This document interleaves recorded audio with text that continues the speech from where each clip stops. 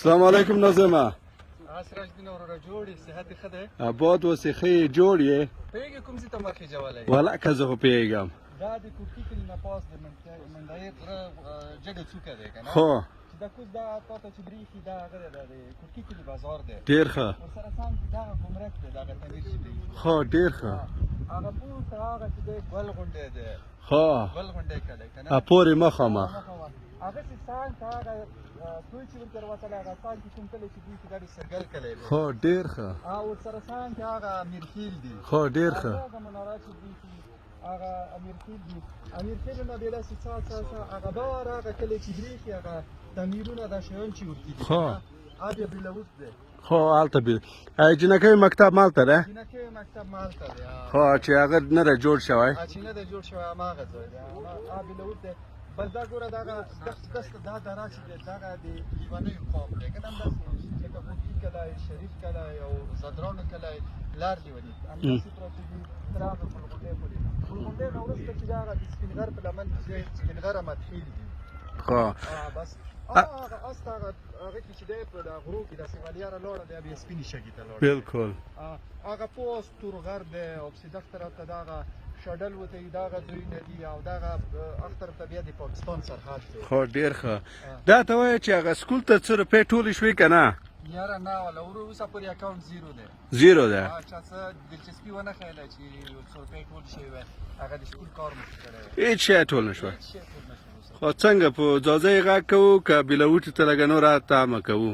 یاره وروره بس نه پوهېږم اوس نو ډېر تمه ورته وکړله کوم چا دلچسپي ونه ښیله نو که څوک داسې نورو ځوانان وي شرمنسته شي بس په خیر دا کار خلاص کړو. خو په خیر. خو خدای به خیر کوي. دا سپین غر دی؟ دا سپین غر دی. هغه هغ طرف چې دی وروره که نه؟ خو زه در کوشم داسې نه چې اوس وښویېږم. د کوم ځای ته خېجو؟ اوس دا مڼې جبې ته پاس کېږو. مڼې شه؟ مڼې جبې ته خېجو. نجیب مڼه جبه او هغه غلطوي ډېر وخت نجیب خیري صاحب. مڼه جبه سپینه شګه ما ورته چې مڼه جبه دسته د سپینه شګه هسته دی. خو دغه دغه طرف مڼه جبه دی که نه؟ خو اوس هلته څو اغځینه به مرګلو. هغه چې دی وروره ښه ګوره هغه ستر تنګی چې دی هسته ډېر ښه. هغه پیوړ پاکستان طرف ته دی که نه؟ او دغه چې دی بیا د ایمو طرف اوبه هسته ماتې دي دا اوبه دسته ماتې دي. ډېر ښه.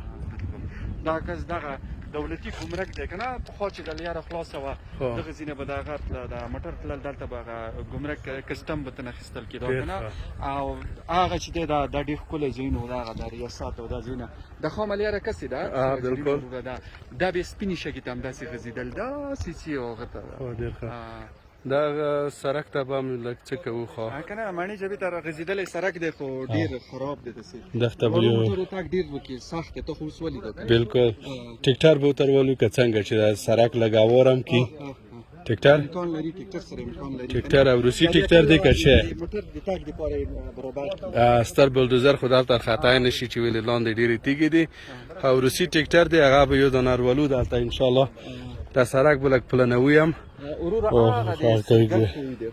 دغه سپین یو بل طرف ته منطقې ډېرې زیاتې سره خرابې کړي دي تخریب کړي دي که نه هغه سپین چې برېښي داسې د میرخیلو او د سرګل ترمنځ داسې راوتلی دی هغه باره تنګوي کې دا ځکه سرګل ورته یې چې هلته ډېر یو تنګی دی سرې اوبه ته نه روځي سره خاوره دی دا روړي که نه بس په سرګل مشهور دی دا ځای. ډېر ښه.